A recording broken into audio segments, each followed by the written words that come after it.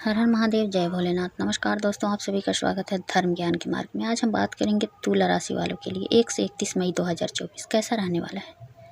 मई माह आपके लिए क्या परिणाम लेकर आएगा, हर विषय पर सटीक भविष्यवाणी। लास्ट में बताऊंगी एक अचूक उपाय जिसे करके आप सभी परेशानियों से मुक्ति पा सकते हैं और आप अपने भविष्य में आगे बढ़ सकते हैं। सभी महत्वपूर्ण बातें इस वीडियो में हम लोग जानेंगे, इसलिए वीडियो को अंत तक लास्ट तक जरूर देखिएगा, जिससे कि आपको सारी जानकारी समझ में आ जाए और उस उपाय को आप करके अपने जीवन में आगे बढ़ें। तो ऐसे ही वीडियो देखने के लिए अगर अभी तक आप लोग चैनल को सब्सक्राइब नहीं किए हैं तो वीडियो को लाइक और चैनल को सब्सक्राइब करके साथ ही घंटी को ज़रूर दबा लीजिएगा, जिससे कि मेरे वीडियो के नए नोटिफिकेशन सबसे पहले आप लोगों तक पहुँचे। कमेंट बॉक्स में हर हर महादेव, जय भोलेनाथ जरूर लिखिएगा इनकी कृपा पाने के लिए। तुला राशि वाले कैरियर के दृष्टिकोण से यह महीना मध्यम फलदायी रहने की संभावना है। शनि महाराज पंचम भाव में विराजमान रहेंगे, जो सप्तम से अष्टम भाव के। इसलिए यदि आप अपनी नौकरी में बदलाव करना चाह रहे हैं तो इस दौरान आपके सामने कोई अवसर आ सकता है, जिसे अपनाकर आप अपनी नौकरी बदलने में कामयाब हो सकते हैं। जो लोग अभी तक बेरोजगार बने हुए हैं और नौकरी की तलाश में हैं, उन्हें इस महीने अच्छी नौकरी प्राप्त होने का सुंदर योग बनेंगे। अपनी तरफ से प्रयास करना जारी रखें।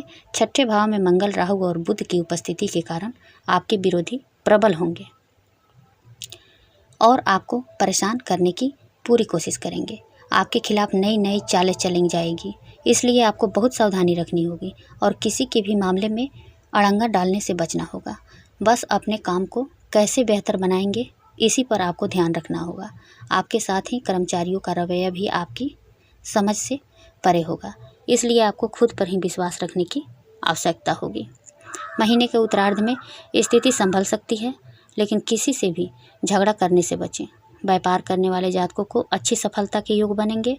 सूर्यदेव उच्च राशिगत होकर सप्तम भाव में सरकारी क्षेत्र से व्यापार में लाभ प्रदान कर सकते हैं। आप अपने व्यापार में ऊंचाइयां हासिल करेंगे।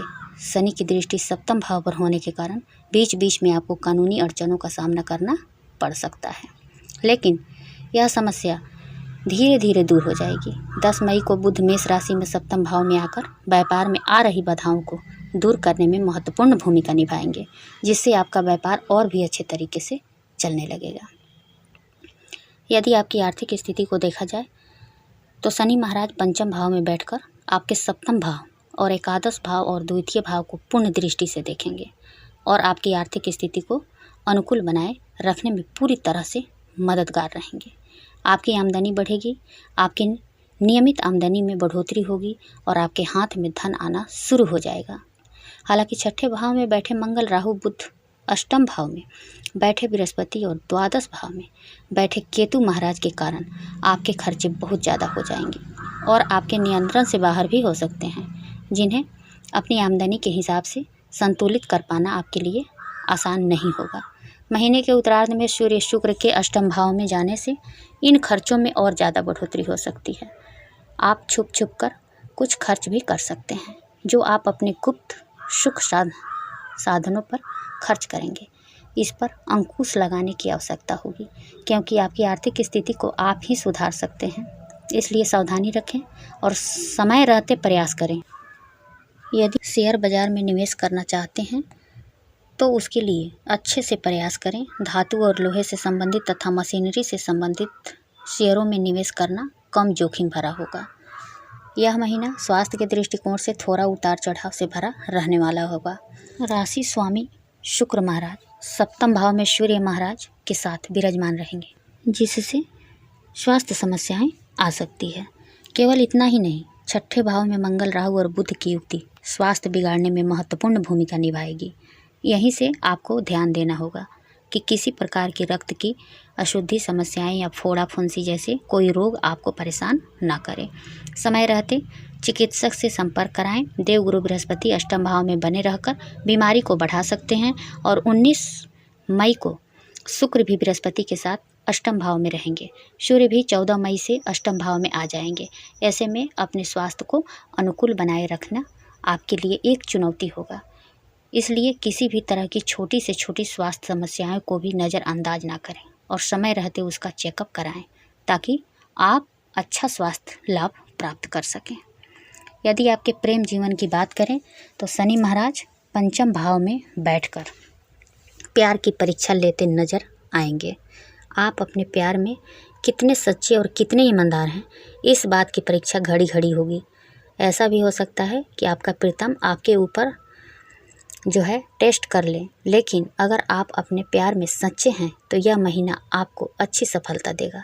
आप अपने प्रीतम से विवाह का प्रस्ताव रखेंगे तो आपके विवाह के योग भी बन सकते हैं, क्योंकि प्रेम विवाह करने की स्थिति बन रही है।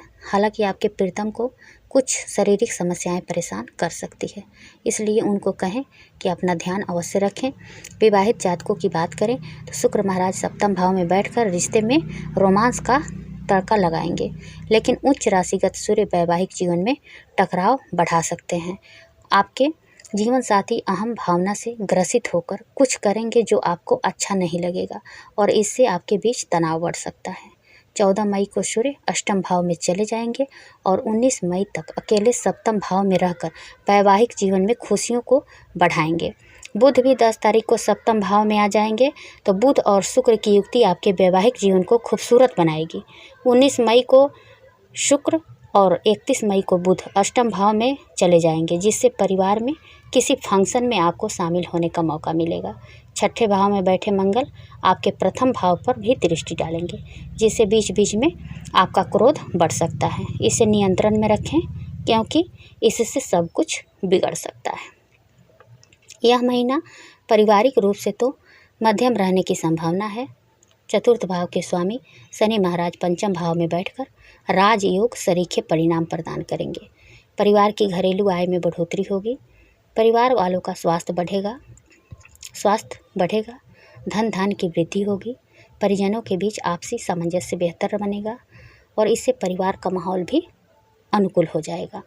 दूसरे भाव के स्वामी मंगल महाराज छठे भाव में राहु और बुध के साथ विराजमान हैं, जिससे कुटुंब के कुछ रिश्तेदारों से आपका झगड़ा और कहने सुनने की स्थिति बन सकती है। यह विवाद बढ़े इससे पहले ही इसका निवारण करने की कोशिश करें, क्योंकि इस मामले में कोर्ट कचहरी की स्थिति भी बन सकती है, इसलिए सावधानी रखना ही बेहतर होगा। हालांकि बुध के 10 मई को निकलकर सप्तम भाव में चले जाने से इसमें कुछ कमी भी आएगी। भाई बहनों का व्यवहार अच्छा रहेगा और वह आपकी पूरी सहायता करेंगे। आपकी ओर से भी उनके लिए मदद का हाथ सदैव तैयार रहेगा। आप और आपके भाई बहनों के बीच का यह संबंध बहुत ही खूबसूरत रहेगा और इस महीने एक दूसरे को आप संबल प्रदान करेंगे। सारी बातें क्लियर हो गई कि कहाँ आपको लाभ मिलेगा और कहाँ आपको सावधान रहना चाहिए। चलिए जानते हैं क्या उपाय करना चाहिए सभी परेशानियों से बचने के लिए और अपने भविष्य में आगे बढ़ने के लिए। आपको बुधवार के दिन किसी मंदिर में काले तिल का दान जरूर करना चाहिए। यह दान संध्या काल के समय करें। बृहस्पतिवार के दिन सफ़ेद गाय को चने की दाल खिलाएं। प्रतिदिन स्नान करने के बाद परफ्यूम जरूर लगाएं। एक अच्छी सी परफ्यूम आप लगाएं अपने बॉडी में। श्री शनिदेव महाराज की पूजा करना भी आपके लिए बहुत लाभदायक साबित होगा। अगर आप करना चाहते हैं तो इन सभी उपायों को करें, वरना इसमें से आप 1-2 उपाय जरूर कर लें। इससे आपको हर परेशानी से छुटकारा मिलेगा और आप अपने भविष्य में आगे जरूर बढ़ेंगे। उम्मीद करती हूँ कि यह जानकारी आपको पसंद आएगी। अगर जानकारी पसंद आए तो वीडियो को लाइक और चैनल को सब्सक्राइब जरूर कर लीजिएगा। फिर मिलती हूँ एक नए वीडियो के साथ। तब तक के लिए बाय, धन्यवाद।